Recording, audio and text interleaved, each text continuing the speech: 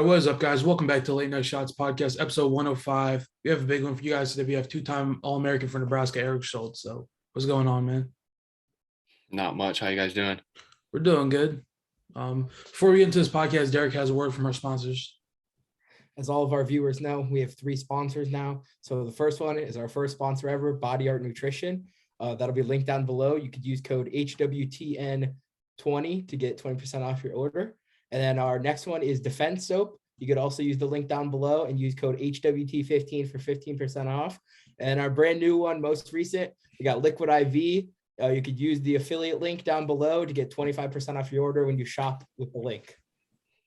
Let's go. All right, you can just get started then. All right, Eric Schultz, welcome to the show.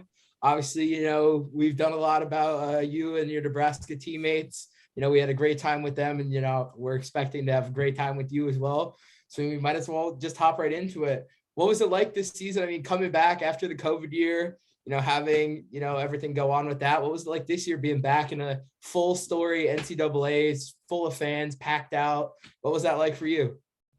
It was awesome. It was like, it kind of made you more grateful for those fans in a full season and competing outside your conference, all those great things that like you might take for granted every year. And then 2 years ago, having it kind of taken away, it definitely sucked, kind of pissed me off and bothered me a little bit. But, I was really grateful for the extra year too. The one good thing that came out of COVID for me. But yeah, just was really exciting. Great experiences, great memories. Yeah, so seventh place finish in nationals this year. What do you think about your performance, your season as a whole? I think overall, really good. At nationals, was not what I expected or wanted. But when you lose, you got to get refocused and get the next best thing, and then I end up losing again on the backside. But overall, I was happy with my performance and proud of the way I wrestled, stuff like that. So just get the next best thing. So wrestling freestyle, focus on that. Yeah, so we talked about this a little bit off camera. You're not going to the US Open. So, like, what's the next event you're eyeing on the freestyle scene? I have no idea, honestly. I know for sure, like the Bill Farrell next season, and then the Open and stuff like that. So this summer, I don't know, maybe the Dave Schultz will be the next one, but probably something in the fall, probably. Yeah, that's solid. Yeah, I mean, so we talked a little bit about this with Ridge, but I mean, what are you looking forward to coming up to next season? Guys got some absolute stud recruits, and then you have some stud guys that are still in the room that haven't been able to make that lineup yet. So what are you guys looking forward to next season? I think the team's going to be even better next year than they were this year. I definitely think that they're going to get a trophy for sure. I mean, up and down the lineup, you'll probably have Liam Cronin at 25, and he's a stud. And 33 will probably have Boo Dryden. He's a stud. And then 41 will be Brock Hardy. And I mean, he redshirted last year. And I mean, so I feel like people couldn't really see like how good he was. And he's going to be good right away. And then obviously Ridge Lovett, Peyton Robb, and 65, bring back Bubba or Jagger, one of those two. And then 74 Labs, 84 probably Lenny or Lenny Pinto or Nathan Haas, or Brandon Van Tassel, one of those guys. And all those guys have competed and had some success. I guess not Lenny yet at the college level. He got injured this past season, but trust me, that dude's just tough. Yes, he is. Yeah, and then 97 Silas Allred. We've heard about this kid so much from every one of your Nebraska teammates. We have heard that he is an absolute stud. He's a tank. I think he'll All-American for sure, if not be a national champ next year. We had just some really good scraps this past two seasons. and yeah, I just be on the watch out for him, and then heavyweight probably Kale or Austin Emerson. So I just think the team's going to be stacked up and down the lineup. Yeah, I mean, that's, it's crazy to hear. We hear a lot about, all these other teams that are going to be making these big pushes next season. Obviously, Ohio State's a big one, grabbing the 1, 2, and 3 off the big board. So, I mean, obviously being in a very competitive Big Ten conference, I mean, what do you think is going to be Nebraska's point, to try to prove during Big Tens and then obviously during the regular season, I think just keep doing what we're doing. Obviously, we had a couple downs during the season, and then Big Tens wasn't very good for us. But if you look at it, like Purdue, we lost to, but we had 4 or 5 starters out due to COVID or injuries. So in my eyes, I mean, we beat them 9 times out of 10. And then we lost to Penn State. They're pretty good. Michigan, they're pretty good. Iowa's pretty good. And I think they were just a little better those days head to head. And I think we had one other loss, but I'm not sure. I think the 2 other losses we had a lot of guys out, and I just wasn't really stressing it. So I think the whole season we really focused on just having fun, being courageous when we wrestle, just full sending it is what I like, the one I like. Coach is really preaching just going out there and full sending it, and we just continue to work on that, and I think we'll become more consistent at it. And that's why next year these guys that they've had like a season of practicing that stuff and becoming more consistent, that's why I think next year will just be just a really good team. Yeah, the biggest one, Nebraska versus Iowa, that's always been a fun duel to watch. I think this year you almost had them came down to heavyweight, but Cassioppi's pretty good. I think there was like 3 massive upsets in a row with Labriola taking out Kemmerer, Venz. I don't know if that was upset, but he pinned Assad, and then you and your usual with Warner. Just a little bit about that. That was, I mean, the duel's kind of looking one-sided. It looked like it was kind of gonna be one-sided.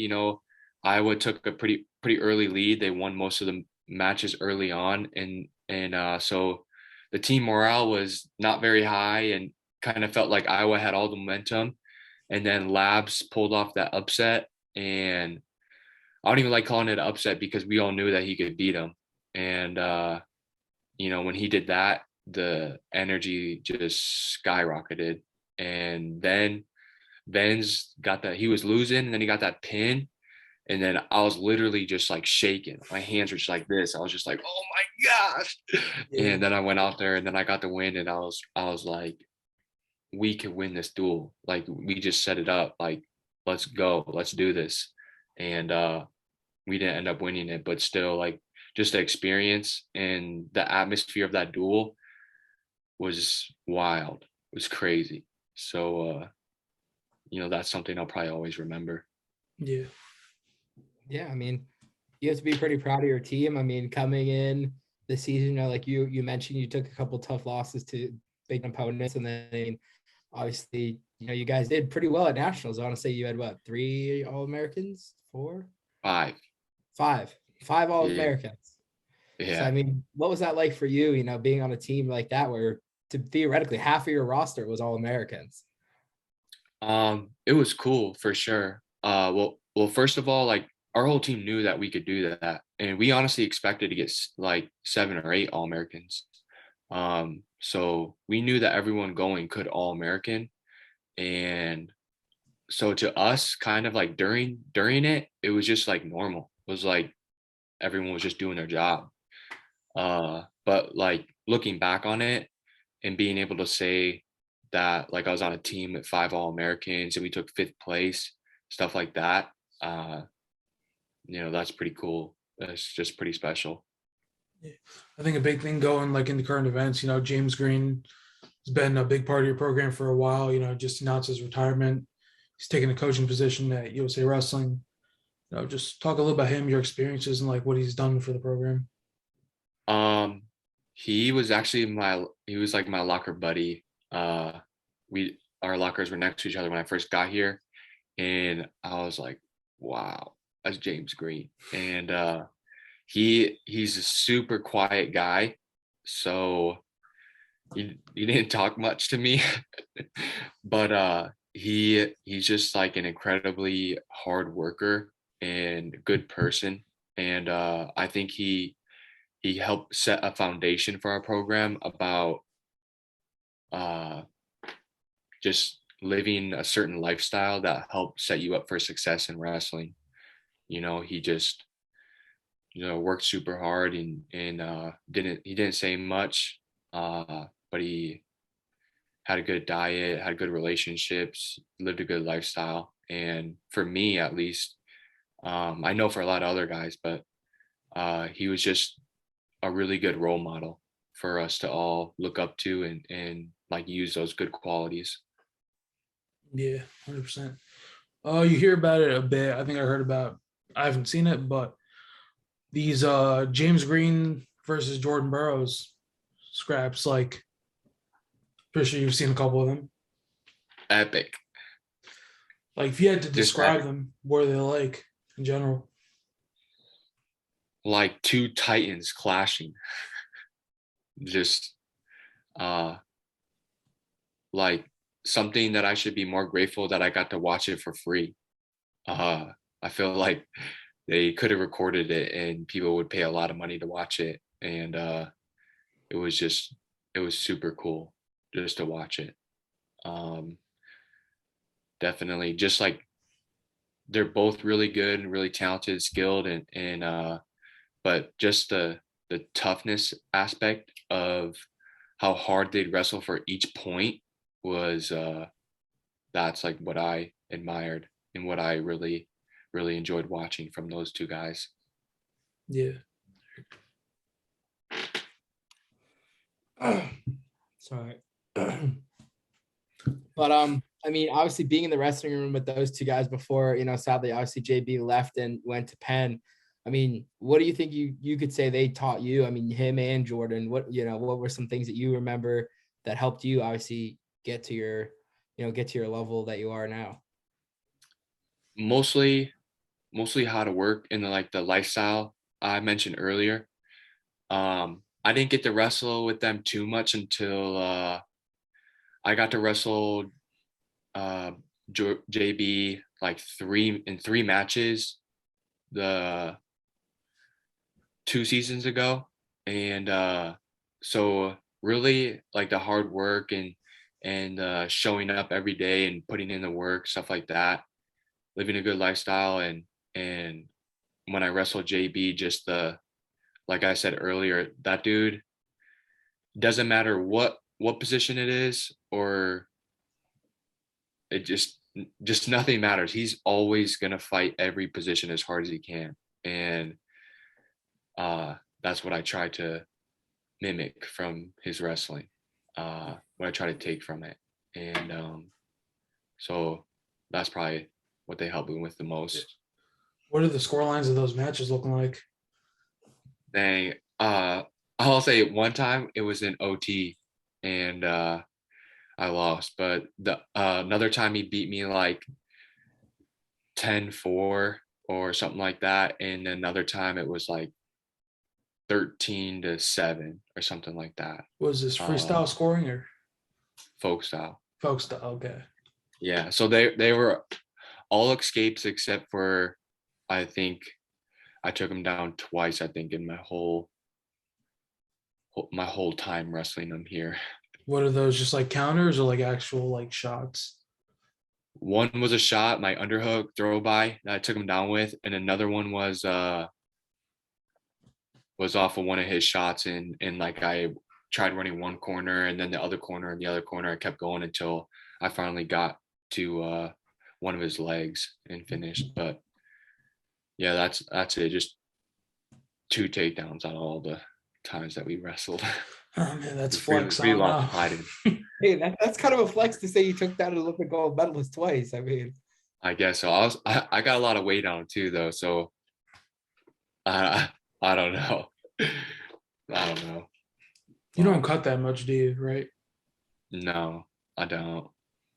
And then Which Burrow's was like, yeah, he I never really know what he weighs. I'm pretty sure when he's not cutting weight, he's like 180 or something like that. so Uh, not too bad. What, like a 15-pound weight difference, let's say? like 20, I would say 20 to 25 pounds, probably. Um, yeah, something like that. yeah. So another big thing, we talked about Burrows and James Green. You have Terrell Dlognev there, Olympic medalist now, finally got his Olympic medal from 10 years ago at this point. Like what's that like having him in the room as a coach with what he's done in the sport already? It's amazing. It's also pretty funny because I don't even understand. Sometimes he's like, his like whole ego, like of like usually people like don't want to get scored on, don't want to lose, stuff like that. He just like throws all that out of the window. And he's just about having fun, getting better at wrestling, and trying a lot of moves and just evolving as a wrestler. So he's just awesome. And he's also uh like a wizard in technique of wrestling. So he's just all around really great. That's awesome. I mean, obviously having a guy like that in the room has to just not one boost the team morale, but two, I mean, just obviously having a great time with him and obviously learning so much from him. That's gotta be just next level. So I mean, I guess we'll kind of talk about a little bit about obviously something that's a little bit out of the zone, but I mean, what's it like for you seeing a competitor like Jacob Warner, who obviously you've had some incredible battles with him throughout your whole career.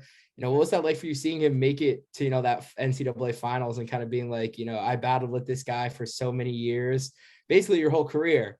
What was that like for you being like, okay, that he's in there, do you kind of felt like that could have been you if the seeding went your way? Yeah, that's like what I envisioned for myself.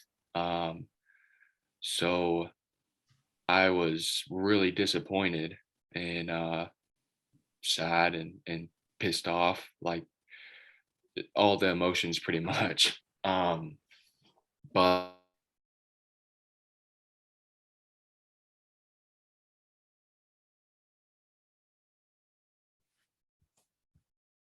it's good for him. I bet he's really happy. Uh, and he's from Illinois, and we knew each other a little bit, uh, like in high school and stuff like that. And so I guess it's good to see another Illinois guy at least be in the finals. So yeah, and he was telling me actually after the tournament that we had wrestled when I was in 8th grade and he was in 7th grade, and I won the match. I don't remember the match, but because I wasn't very good until like later on in high school. So that was pretty cool because because we ended up 3-3 for our like little rivalry in college. And I told him that, and then he was like, "Well, technically, you have one more win from middle school." And I was like, "What?" And so he told me about that, and um, I was like, "Dude, I don't remember it. It doesn't really count." But yeah, part of me did kind of want to see him lose in the semi, so I'd have the chance to wrestle him on the backside. But that didn't happen. So I don't know, just lots of emotions. Yeah, I mean, a big thing that happened for you. What were you kind of feeling when the whole news about AJ Farr being out for the season came out? I was kind of disappointed. Um, you never want to see, like what I said earlier. I never want to see something happen to one of my competitors or something. Like I want to be the best and I want to beat the best. So I wish he could have wrestled in the tournament. He could have finished the season at least in been there. So I hope he recovers fully and he comes back to wrestling. So that's all I gotta say about that. Yeah. You've had your fair share of battles wrestling, these top guys in the country, back and forth. See Kelvy with all these guys. What do you think was, if you had to pick one match that you was your most favorite throughout college, what would it be? Wow. Um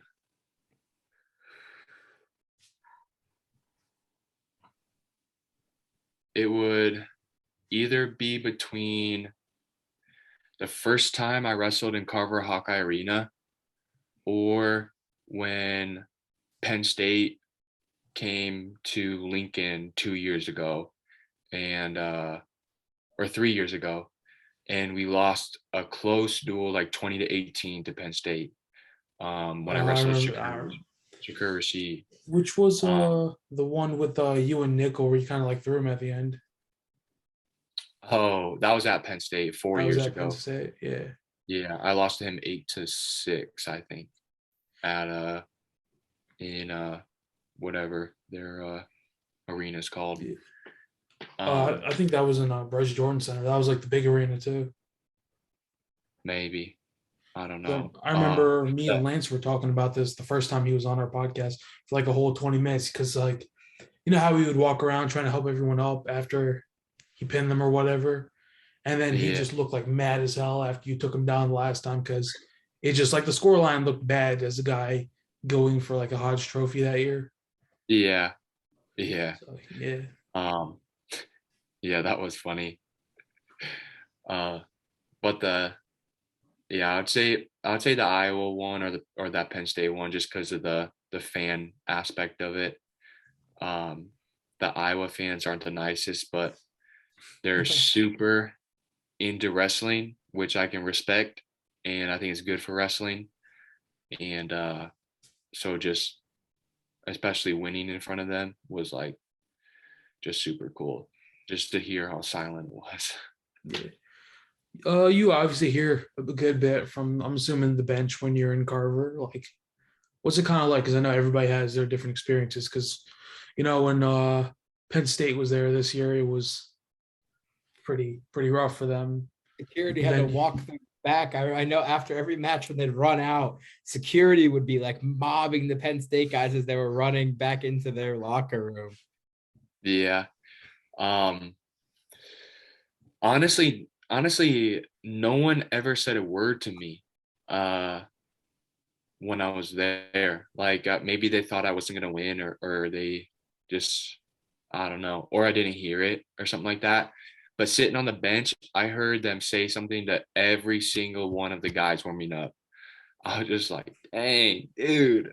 I just turn around and be like, whoa, like, like you're okay saying that? Like, I don't know. And then if you say anything back, that's when our coaches or security or something like that's got to walk you out because they get really serious then. And so if you just ignore them, it doesn't get too crazy. But you look at them back or you say something back, and then they just like lose their minds. what was it when the whole Austin Gomez thing when he starts going like this on the way out? Yeah. That was awesome.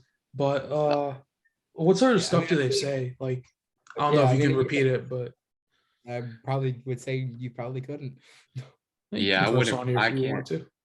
I won't repeat most of it, but like some of the less serious stuff they say is like they just uh tell you about how you're gonna get your ass whooped Ah, okay. and stuff like that. And then um the yeah, and then they'll say some other stuff.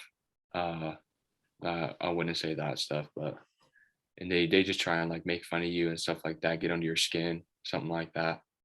Um I remember the first time Mikey wrestled Kemmer, there was like a group of guys like barking at him, and they were like, Chem Dog's gonna like get some stuff, and they just kept getting after him about that. And I thought it was hilarious.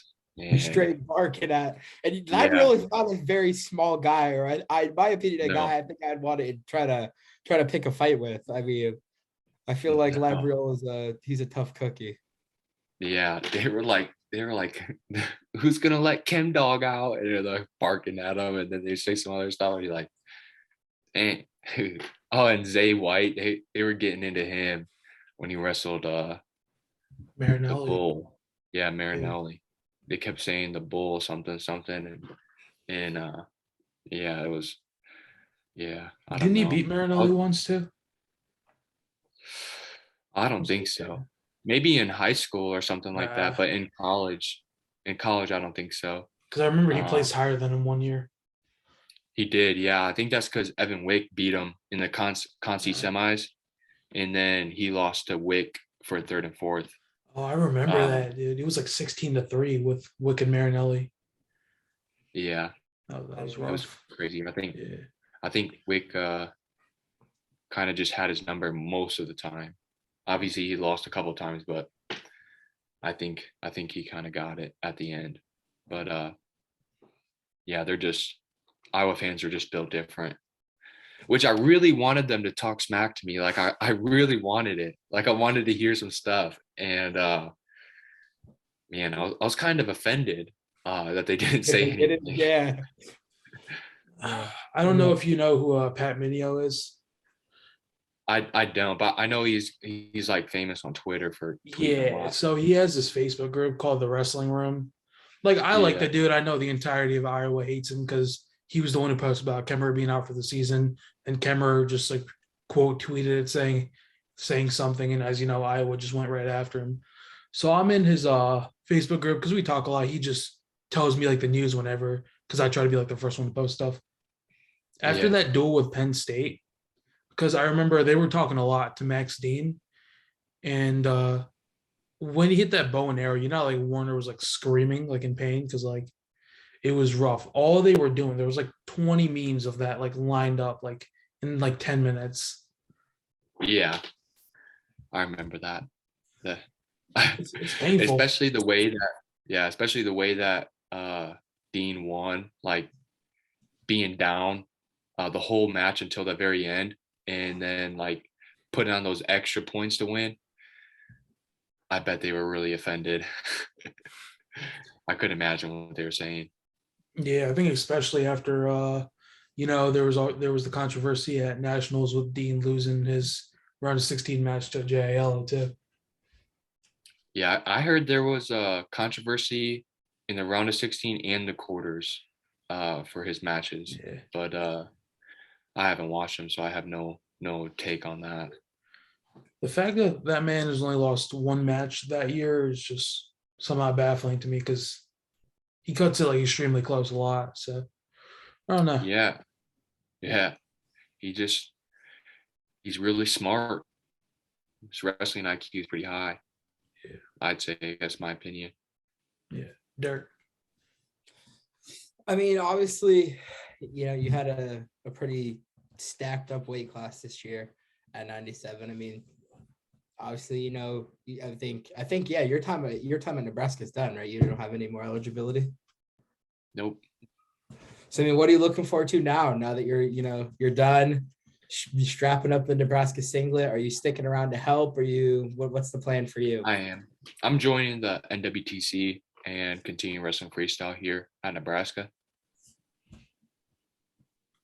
That's great. I mean, Yeah. I think we hear that a lot. I mean, with a lot of guys that obviously this year was a big year for wrestling. I have to say, this year, and I want to say maybe 2 years ago, probably two of the biggest, graduating classes. You're seeing a lot of guys who are household names for so many years from Iowa, Michigan, Nebraska. Like, what's that like for you being a part of that group, that legendary class of guys that's moving on now with their career and kind of saying goodbye to college wrestling? Pretty good. Pretty special, I would say. Just thankful for that extra year they gave us. So I think because of that, we made this class so special just to be a part of and stuff like that. So I don't know. I'd say it's just pretty cool. I know you said you're going to make your run on the senior level. Lance said the same thing. You know what Venz is doing? I can't say for sure. I think he is going to try uh, van life for a year.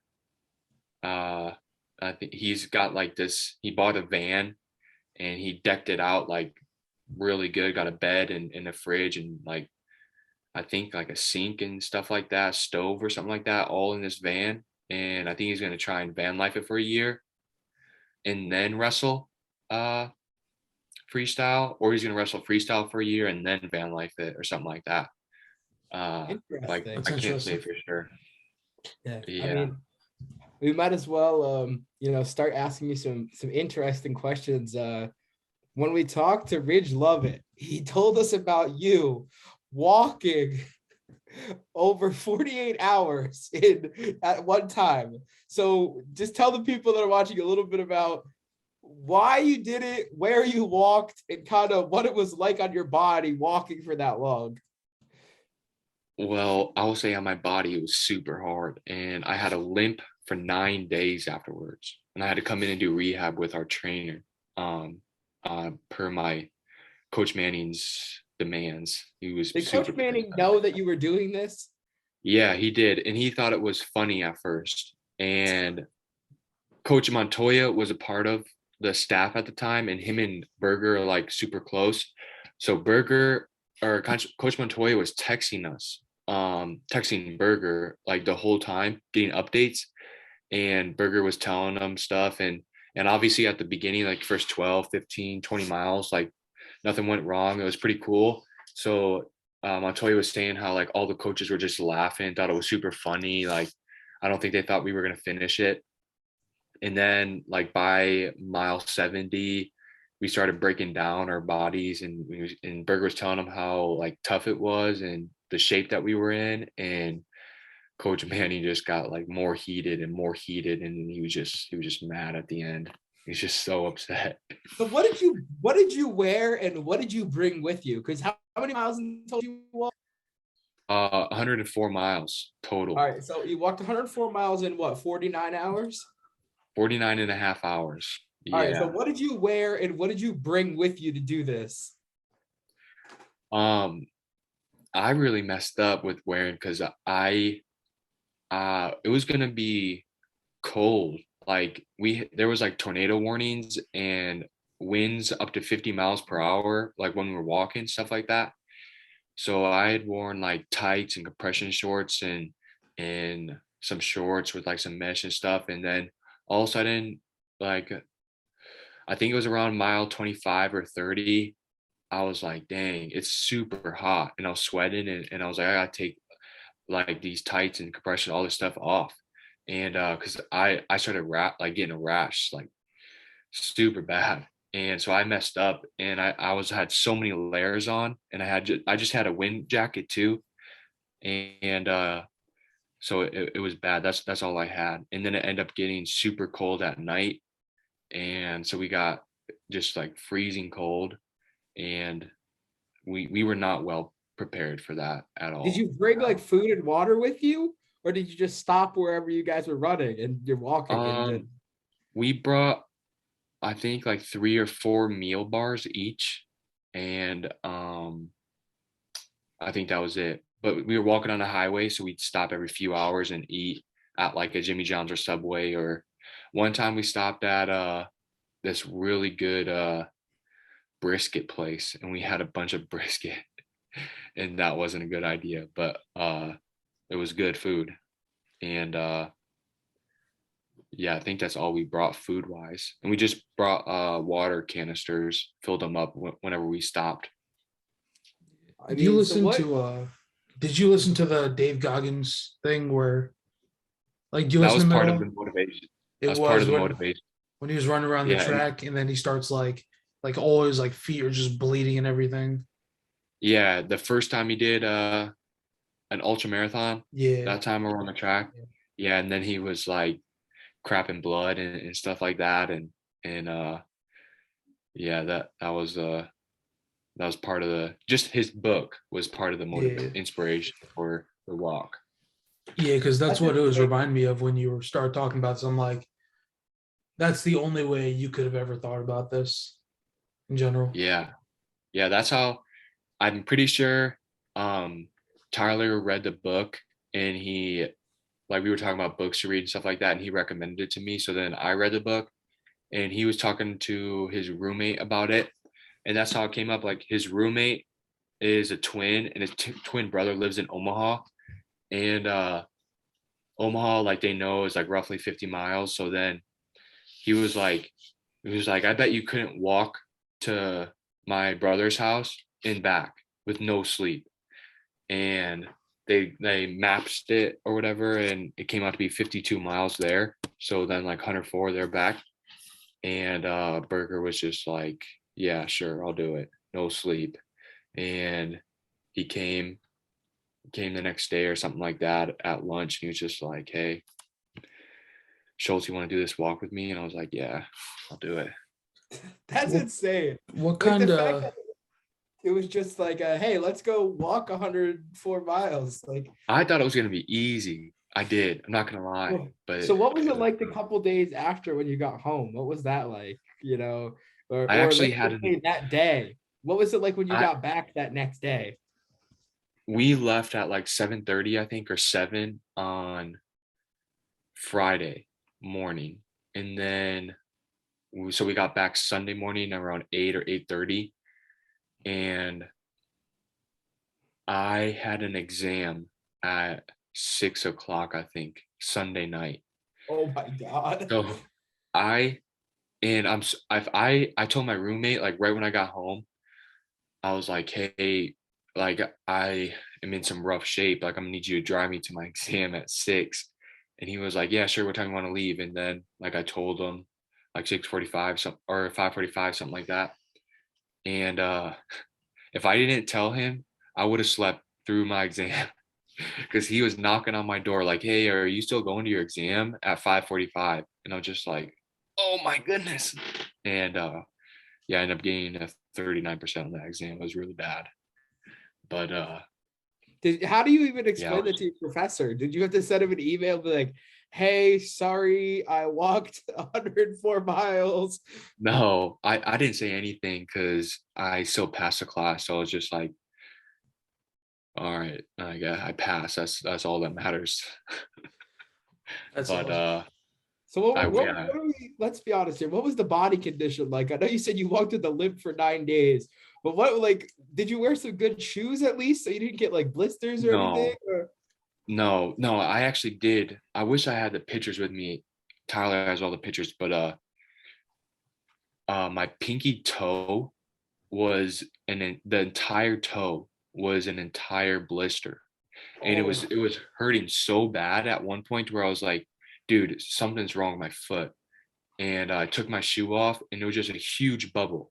And Tyler was like, you should pop that. And so I was like, yeah, I guess so. And then I popped it, and it just like so much, I guess, I don't even know what's in, I guess, pus. I don't know, but just so much liquid came out. And then I had taped it, and yeah, it was bad. It's bad. And then it ended up happening on the way back to my other foot. But yeah, it was just nasty. It was so nasty and so painful. I lost my pinky toenails because of it. my God. Honestly, I think the bigger question I have is how'd you stay? What went into like prepping for like the no sleep part? Because I'm used to pulling like these now I'm in college, just pulling like all nighters randomly, just because I just don't want to go to sleep for class, wake up.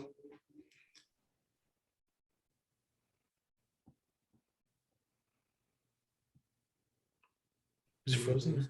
He might Yeah, be. I screwed too. That's what- We're good. Just wait a second. We'll cut this out. I'm too lazy to do that. We'll cut it out. There, you can throw it in an ad and plug if you want. Um, everybody go follow my personal Instagram. It'll be this is how we reach out to everybody that comes on the podcast. Me, again, my personal Instagram. You can go follow it, Derek DEREK _ Nor KNORR _ 22. D2 college wrestler. You can follow my career as it starts next season, because I broke my ankle this season and I was out. So next season we get the starting job. I own this page and I'm famous. Follow me. Thank you. Well, if you're watching the podcasts, you probably already know who he is. Oh, thanks. But what can you check your messages? I think. He didn't message me. Do you just cut it? No.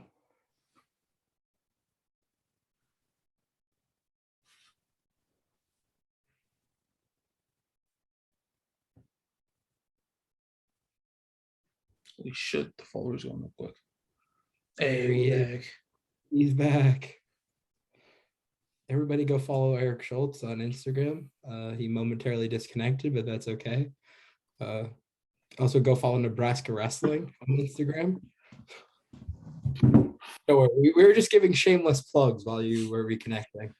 That's all good. Sorry about that. I don't know what No, you're happened. good. It's just the whole Nebraska thing. I think the same thing happened with Lance and love it too. So Yeah, the Nebraska Wi-Fi is just not our friend. I guess it's just not that good, I guess. I don't know, man. All right, I guess we'll get into it. Might as well quickly before we wrap it up. We gotta get into these fun questions, so I'll let Akil go first. Okay. I've ditched the first one because it never gets answered. So we have this one. It's 2 parts. Your top 3 favorite collegiate wrestlers of all time. None of them can be from Nebraska.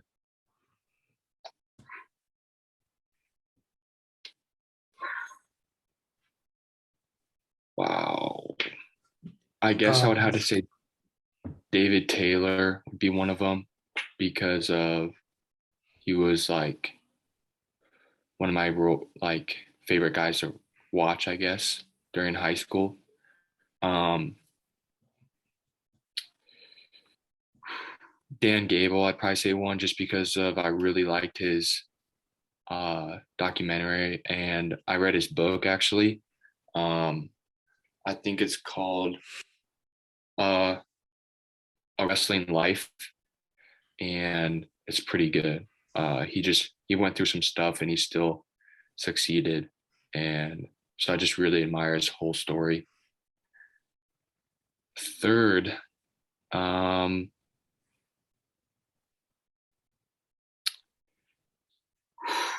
be from the University of Nebraska. Is it Tervel? Is that it? I was gonna say I'll put Tervel in there because I'll let it go. We'll accept that as a valid response. He's D2 guy, and I don't even think he started wrestling until sometime in high school or something like that. And then like in college, like obviously I don't think he got recruited or offered a lot of money, like D1 schools or something like that. And so just his level of growth in such a short period of time, and then being an Olympic bronze medalist after like D2, I would just say that's really impressive. Yeah. And then all solid answers. So the second part of this question is one wrestler in freestyle on the senior level that you'd want to wrestle. Cannot be an American wrestler.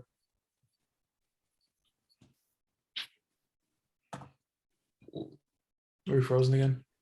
Oh man. Oh, we're there back. Okay. Do you want Did us you to hear the repeat question or? No, I just heard the second part. And Okay, then so it cut out. one wrestler internationally that you want to wrestle. Oh man, it would probably be between Hassan Yazdini and honestly probably him, just because he's a tank and he's an underhook guy, and I like underhooks, so I'd like to feel his pressure with the underhook. Yeah, probably him. All right, it's I my like it. turn. Everybody loves my segment more because it's great. So, obviously, we're some large men who enjoy some food here at Heavyweight Nation, including most of our following. So, we had to ask, in your opinion, best go-to spot in Nebraska? Where's the best spot to eat? You're going for a good meal. Where are you going? If price isn't an issue, I'm going to Dish. Then that place is really good. Dish is my pick. Is it a little pricey? Is that why price isn't an issue? Yeah, it's some fine dining right there. What's the struggle meal? What's the go-to? You're scrounging up some couch coins. What's the struggle meal? Man, I probably couldn't pick one, but I would say I've been really liking Hawaiian style pizza at Yaya's. I would say that's really good. And or I'm gonna go to Slim's Chicken for I a want to say, shaken. yeah, I want to say Ridge and Christian Lance both said some Mexican place. I want to say they said. I want to say it was a Mexican place. I think tacos. It may have been. There's this place that uh, I I'm embarrassed saying this, but there's this place in the bottoms that's like right next to the campus. In the bottoms is just like this house area where a bunch of like students live. So it's kind of like run down, but there's like this Mexican joint that is like in the middle of all that. And everyone that I know has ate there and says that it's so good. And I've just never gone. I want to say I think that's what they were talking about. It But probably was that place. Everyone on the team loves it, and every student I meet says they ate there and love it. why haven't you gone yet? What's the problem? I guess just laziness, honestly. All right, I, we have to ask. We got to ask this question, and it's the final question we close every podcast out with. You could take 4 of your Nebraska Cornhusker teammates to build your zombie apocalypse super squad to survive. Who are the 4, and give me a quick reason why on each one.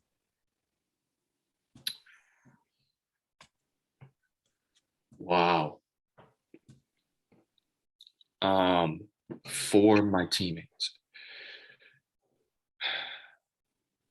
man. Well, probably not Christian Lance because the dude eats so much. He'd have to have all the portions.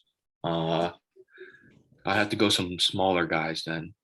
Probably Alex Thompson, probably one. He's a really big hunter.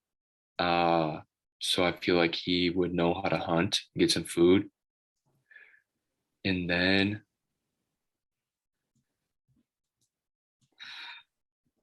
man, maybe wow, that's a really tough question. I've never even thought about this.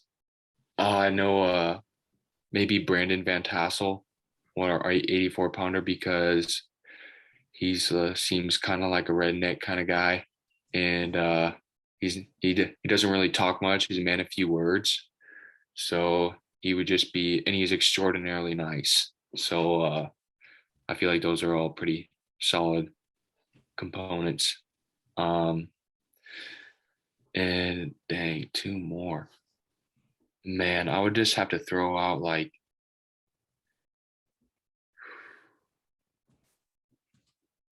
oh my goodness.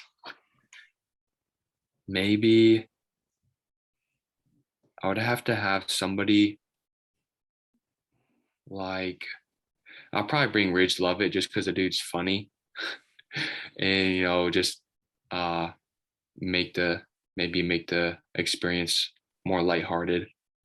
I don't know. He's just a funny guy to have around. And then probably